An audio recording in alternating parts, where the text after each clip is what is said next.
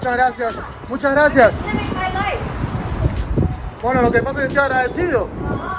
Está mal, está... Today we'll be discussing Jennifer Lopez's attempted acting comeback, but first, we take a deep dive into her life over the years. Stick around until the end to find out more. Welcome back to our favorite edition of Where Are They Now? I'm your host Michaela, here to break it all down. Jennifer is considered one of the most popular Hollywood artists of both her time and all time. She uses variety as a singer, dancer, and actor, where she's earned it all, from renowned acting roles to #1 hits. Which J-Lo song or role is your favorite? Share your thoughts in the comments and let's jump right in. This Puerto Rican pop sensation was born in New York City on July 24th, 1969, to parents Guadalupe Rodriguez and David Lopez. Jennifer is the second-born middle child of 3 girls. Her older sister is Leslie and her younger sister is Linda. J-Lo was 5 when her parents signed her up for dancing and singing classes, and as she grew older, she was enrolled at Preston High. In her last high school year, Jennifer went after multiple small film projects and managed to land a role in the 1986 low-budget film My Little Lady. She later studied at Baruch College, but ended up dropping out due to her dream of becoming a movie star. However, her parents didn't approve of the career path she desired, which led to Jennifer moving out and living on her own in Manhattan. In February 1997, Jennifer married Cuban actor Ohani Noah, but they lasted less than a year and divorced in January 1998. In September 2001, Jennifer remarried, this time to choreographer and actor Chris Judd. However, this couple filed for divorce in June 2002. Thinking she got it right this time, Jennifer and actor Ben Affleck began dating that same year and ended up engaged by November, but like the others, the pair parted ways in January 2004. This wouldn't be the end of her dating spiral, however. In June 2004, Jennifer and singer-songwriter, actor, and record producer Mark Anthony tied the knot and had their first children, twins, in February 2008. They separated in 2014 after filing for divorce in 2012. Between October 2011 to 2014, Jennifer and former backup dancer Casper Smart saw each other. Jennifer was also romantically involved with rapper Diddy. In 2017, Jennifer began dating Alex Rodriguez. Their engagement was announced in March 2019 and was called off in 2021. That same year, she and Ben tried to make it work once more and wound up engaged in April 2022. In July 2022, Jen and Ben wed in Las Vegas. After briefly working as an actress and dancer in a few stage musicals, J-Lo won a 1990 national competition and in turn earned the role of a fly girl in Fox's comedy series In Living Color. She made other television appearances prior to her Hollywood debut through 1995's My Family. This film had a fair amount of critical and commercial success. Her breakthrough role was through portraying the late Latina singer Selena Quintanilla Perez in the 1997 film Selena, surrounding the life of her young and untimely death. The following year, the triple threat star won a Best Actress Motion Picture, Musical, or Comedy Golden Globe for her role as Selena. Again in 1997, Jennifer took on lead roles in the popular movies Blood and Wine and Anaconda. In 1998, J-Lo starred in the crime movie Out of Sight opposite George Clooney. The year after, Jennifer debuted as a musical artist with her album On the Sixth, in which the popular track If You Had My Love saw great success. Her second hit came in 2000 through the successful single Waiting for Tonight, which was nominated for the Grammy's Best Dance Recording Award. Also in 2000, Jennifer starred in The Cell and Enough films. In 2001, Jennifer's singing career saw even more fame with the release of her widely popular album J-Lo, in which copies flew off the shelves of stores near and wide. She also starred in the commercially successful movie The Wedding Planner in that same year. 2003 saw Jennifer's album J to the L.O. The Remixes peak a spot in Guinness's World Record as the first #1 remix album on the Billboard 200. In 2004, Jennifer and Ben Affleck were a part of the film Giggly, and Jennifer took on the female-led role in Shall We Dance opposite Richard Gere. Jennifer and her ex-husband Mark starred in the 2007 biographical film El Cantante after this, also seeing large success. More so, in 2007, Jennifer dropped her Spanish album Como Amo Una Mujer, which performed well on the pop charts and was well received by fans worldwide. In January 2012, J-Lo signed on to the team of judges for the singing reality show American Idol for its 11th season. However, she departed from the show that July, shortly after co-judge Steven Tyler dropped his gig. Again in January 2012, Jennifer released one of her most popular albums, Dance Again the Hits. Even more, her name was once again listed in the Guinness World Record for her album On the Floor, being named the highest viewed female female music video of all time. 2013 was the year Jennifer joined the cast of the crime thriller Parker and amassed rave reviews for her overall performance. Alongside this, JLo returned to American Idol's judging panel for its 13th season and received her start on the Hollywood Walk of Fame. The next year, Jennifer gave fans her 8th studio album, AKA, but this one wasn't nearly as successful as her others. In 2015, Jennifer signed on as a star and co-producer of the erotic thriller The Boy Next Door. With this, she additionally starred in the independent drama film Leela and Eve. 2016 saw Jennifer land a role in NBC's crime drama series Shades of Blue as Detective Harley Santos. In March of that same year, Jennifer signed a multi-album deal with Epic Records, releasing Ain't Your Mama a month later. Jennifer later took on the judge and executive producer titles of the dance competition series World of Dance. This NBC-led show premiered in May 2017 and featured 10 jam-packed episodes. In 2018, JLo launched a collaborative limited edition makeup collection with Inglot Cosmetics. She also starred in and produced the comedy movie Second Act. In 2019, Jennifer was part of the movie Hustlers. Her performance in this brought about high appreciation, and the star was later nominated for the Golden Globes, Critic Choice Movies, Screen Actor Guilds, and Independent Spirit's Best Supporting Actress Awards. In 2020, the world saw Jennifer co-headline the Super Bowl's 54th halftime show next to Shakira. Again, in 2020, she made a single episode appearance in the Thanks a Million series and the TV special One World Together at Home. Additionally, Jennifer released 2 collaborative songs, Lonely and Pati, with Colombian artist Maluma that year. In 2021, the triple threat star launched her ongoing skincare line, JLo Beauty. Don't forget to subscribe to Where Are They Now Today if you're a JLo fan. Now, let's discuss Jennifer's acting comeback and how it ties into today's video. According to reports, JLo's latest acting gig, Marry Me, doubles as a Jennifer Lopez comeback tour. Naturally, there aren't many names in pop culture who define being a successful pop star quite like JLo, who started off as one of Living Colour's fly girl dancers and achieved topping Billboard's Hot 100 by the end of that decade. It makes sense that lately though, Jennifer's career is starting to shift into a perpetual comeback tour where the singing actress either continuously rehashes her past successors or creates brand new ones. Still, this doesn't take away from the fact that Jennifer is a unique multi-hyphenate who conquered the film, TV, and music industries, all while basically paying TMZ's bills along the way. Somehow though, it's Jennifer's steady uphold of starring in romantic comedies that created her household name. So much so that even her most recent ventures of success came from producing all sorts of mainstream love stories like Made in Manhattan and The Wedding Planner, which were true early successors. As for Marry Me, the latest JLo rom-com to attempt to recapture the sparkle of her earlier hits, sees the mid-50s actress reliving where she's been and wherever she may want to go next. In fact, the film's narrative follows so closely to JLo's reality that it could possibly be mistaken for a quote, personal manifesto. The film reunites Jennifer, who additionally serves as one of the movie's producers, with her Anaconda co-star Owen Wilson, the first of numerous nods to her past, which gives Marry Me a genuine nostalgic charm. In the film, Jennifer portrays Kat Valdez, an established pop singer preparing to marry the up-and-coming Bastian, portrayed by Maluma in his feature debut at their next concert in front of an audience of thousands and millions of virtual and live people. Another greatly dated moment from the film comes from everlasting nice guy Jimmy Fallon performing a mean-spirited monologue to broadcast that Kat's marriage to Bastian